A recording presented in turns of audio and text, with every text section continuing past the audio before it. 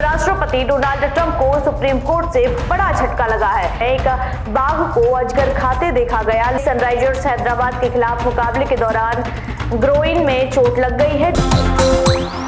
बात करते हैं सबसे पहले खबर की, जहां बंगाल भाजपा के पूर्व अध्यक्ष दिलीप घोष अपने जीवन के 61वें वर्ष में शादी के बंधन में बंधने जा रहे हैं।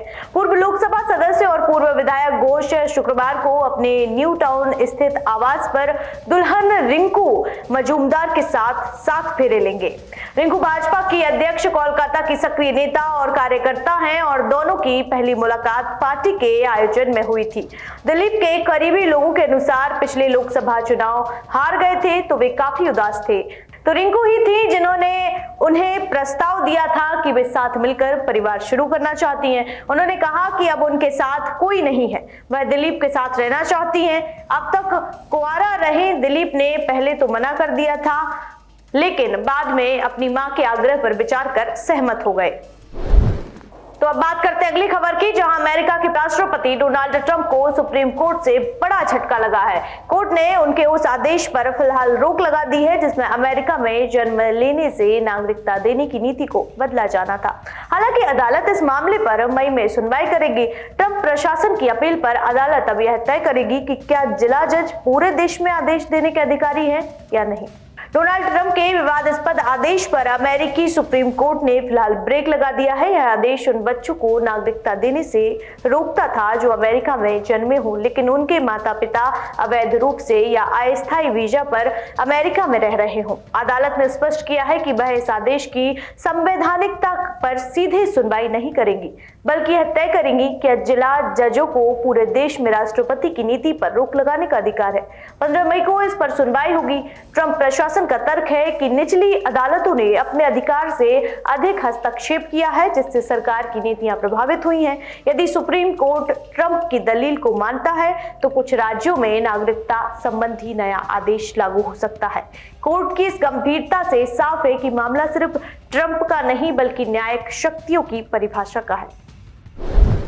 तो वहीं रुक करेंगे अगली खबर की ओर, आपको बताएंगे पीलीभीत टाइगर रिजर्व से एक चौंकाने वाला वीडियो सामने आया है जहां एक बाघ ने अजगर को निगलने की कोशिश की लेकिन इसके बाद उसकी हालत बिगड़ गई। बाघ उल्टी करता है और बेचैन नजर आता है। अब उस पर नजर रखने के लिए कैमरे लगाए गए हैं। आपको बता दें जहां पीलीभीत टाइगर रिजर्व के पर्यटन क्षेत्र में एक बाघ को अजगर खाते देखा गया लेकिन कुछ ही देर बाद वह उल्टी करने लगा और असहज नजर आया। यह दृश्य रिजर्व की पक्की पटरी पर कैमरे में कैद हो गया जो अब सोशल मीडिया पर तेजी से वायरल हो रहा है। वन विभाग के कर्मचारियों ने तत्काल बाघ की निगरानी के लिए इलाके में कैमरे लगा दिए हैं।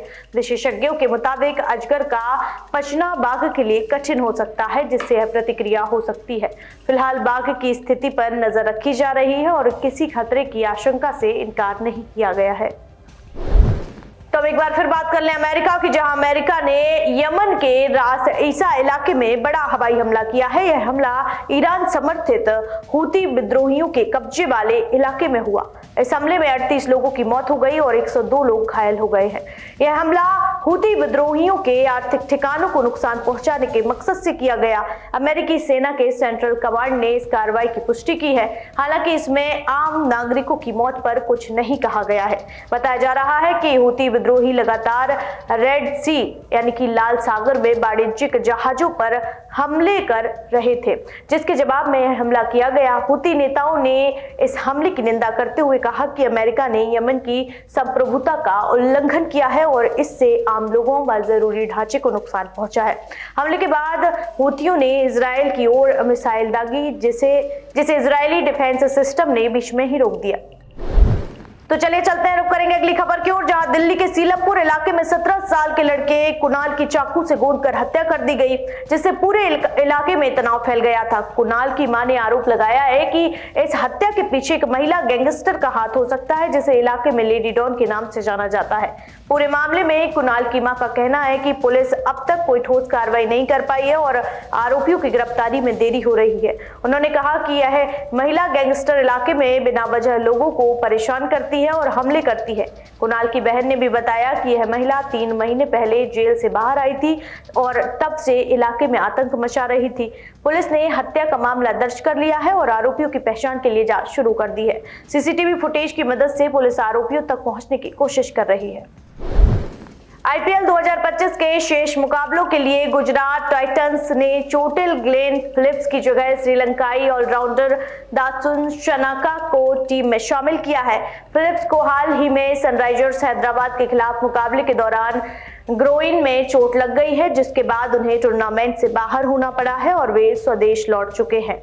दासुन शनाका इससे पहले आईपीएल 2023 में भी गुजरात टाइटंस के लिए 3 मुकाबले खेल चुके हैं। इस बार वह 75 लाख रुपए की कीमत पर टीम से फिर जुड़ रहे हैं। उनकी वापसी की पुष्टि खुद फ्रेंचाइजी ने अपनी आधिकारिक वेबसाइट पर की है। गुजरात टाइटंस फिलहाल 6 मैचों में 8 अंकों के साथ अंक तालिका में दूसरे स्थान पर है।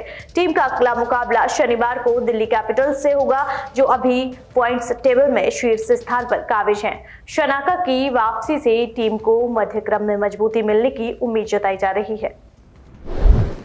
इस बुलेटिन में फिलहाल इतना ही। देश दुनिया की तमाम खबरें देखने के लिए देखते रहिए राजीव टाइम्स। नमस्कार।